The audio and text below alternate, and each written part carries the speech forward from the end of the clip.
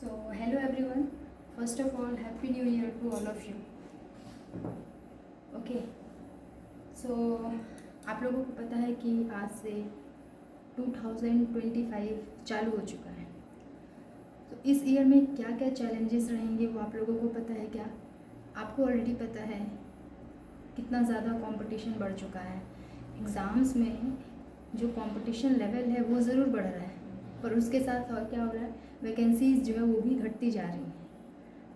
इस साल यानी कि 2025 में एसएससी अपना नया कैलेंडर रिलीज़ कर चुका है।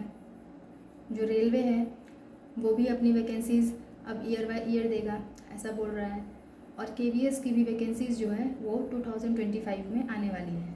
तो आप लोग को क्या करना है, सबसे पहले अगर आप लोग गवर्नमेंट एग्ज़ाम की तैयारी कर रहे हैं तो आप लोगों को एक गोल बना लेना है कि ज़रूरी नहीं है कि मुझे गवर्नमेंट एग्ज़ाम में यही पोस्ट मिले या फिर मुझे हायर जॉब ही चाहिए कुछ। देखिए, अगर आप लोग मिडिल क्लास फैमिली से बिलोंग करते हैं और आप लोग तैयारी कर रहे हैं, मेरे ख्याल से तो तैयारी वही लोग करते हैं जो मिडिल क्लास फैमिली से बिलोंग करते हैं। तो आप लोगों को पहले ये टारगेट करना चाहिए कि मुझे कोई ना कोई गवर्नमेंट जॉब मिल जाए। तो इस बार जो 2025 में इतनी वैकेंसीज आने वाली है उसमें से किसी में भी आप एक अपना जॉब सिक्योर कर लें।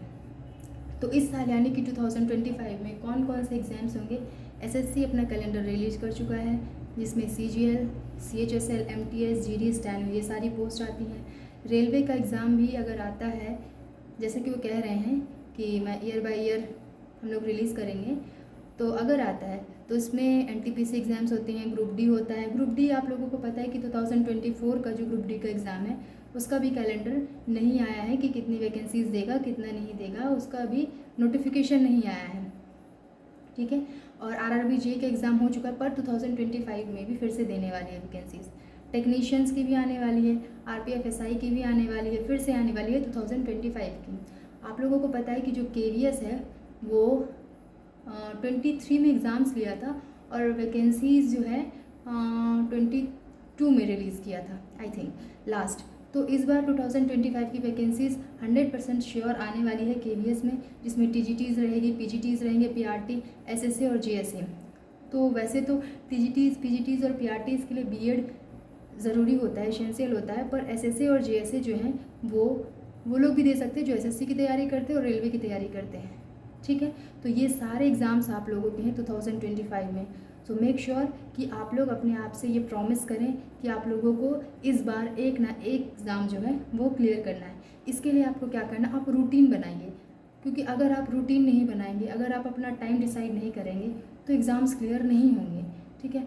आज का डेट नोट कर लीजिए, 1 जनवरी 2025, और टारगेट करिए कि 2026 आते आते आपको एक जॉब जो है वो सिक्योर हो जाए। ठीक है। मैं आपको इस चैनल के थ्रू गाइड करती रहूँगी, तो अगर आप इंटरेस्टेड हो तो आप सब्सक्राइब कर सकते हैं, अदरवाइज़ कोई ज़रूरत नहीं है। फाइन। ओके। तो मैं आप लोगों को कॉमन सिलेबस बता देती हूँ, जैसे कि एसएससी और रेलवे में कॉमन क्या क्या है। मैथ्स जो है एसएससी भी पूछती है, रेलवे भी पूछती है। रीजनिंग एसएससी भी पूछती है, रेलवे भी पूछती है। जीएस एसएससी भी पूछती है और रेलवे भी पूछती है। ठीक है। लेकिन जीएस का वेटेज जो है वो दोनों में अलग होता है, क्योंकि history, geography, polity, physics, chemistry, bio ये सब उसी में आ जाते हैं ऑलमोस्ट एसएससी के लिए, क्योंकि ये 25 मार्क्स में सारे कवर कर लेता है। हिस्ट्री है, ज्योग्राफी है, पॉलिटी है, फिजिक्स है, केमिस्ट्री है, बायो है, ये सारे क्वेश्चंस 25 मार्क्स में कवर कर लेता है एसएससी। लेकिन अगर हम बात करें रेलवे की, तो रेलवे में जो जीएस आती है 30 to 50 मार्क्स की आती है, वेरी करती है। रेलवे के अलग अलग जो एग्ज़ाम्स होते हैं, जैसे कि आरपीएफ में ये 50 मार्क्स तक की जीएस पूछ लेता है, 30 मार्क्स की एनटीपीसी में पूछता है। ठीक है। और अलग अलग एग्ज़ाम की अलग अलग रिक्वायरमेंट है। लेकिन हाँ, रेलवे में ये है कि वो साइंस जो है वो अलग से पूछता है, साइंस का एक अलग वेटेज रहता है रेलवे में। ठीक है। तो आप लोगों को क्या करना है, मैथ्स और रीजनिंग को बिल्कुल ऐसा कर लेना है जैसे कि आप एसएससी में बैठो या रेलवे में बैठो, दोनों का एकदम क्लियर हो जाना चाहिए। उसके एक भी मार्क्स नहीं कटने चाहिए, क्योंकि दोनों कॉमन है। रही बात इंग्लिश की, ठीक है, तो इंग्लिश जो होती है वो एसएससी की थोड़ी सी हाई रहती है एज़ कम्पेयर टू जीएसए में एसएससी का लेवल बहुत ही बेसिक नॉलेज पूछता है, कुछ हाई नहीं पूछता है। तो अगर आप जीएसए के लिए तैयारी करना चाहते हो तो एसएससी के सिलेबस को फॉलो कर सकते हैं, लेकिन इंग्लिश जो है वो नॉर्मल लेवल की भी अगर आपको आती तो पढ़ने की ज़रूरत नहीं है।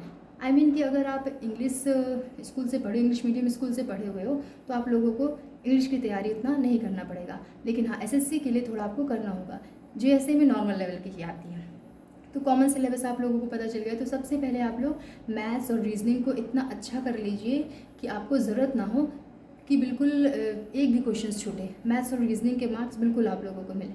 सो ठीक है, ओके, तो थैंक यू, मिलते हैं नेक्स्ट वीडियो में आप लोग। लेकिन आज आपसे अपने आप से प्रॉमिस करिए कि इस ईयर जो है एक ना एक जॉब आप लोग सिक्योर करेंगे। So all the best, thank you so much.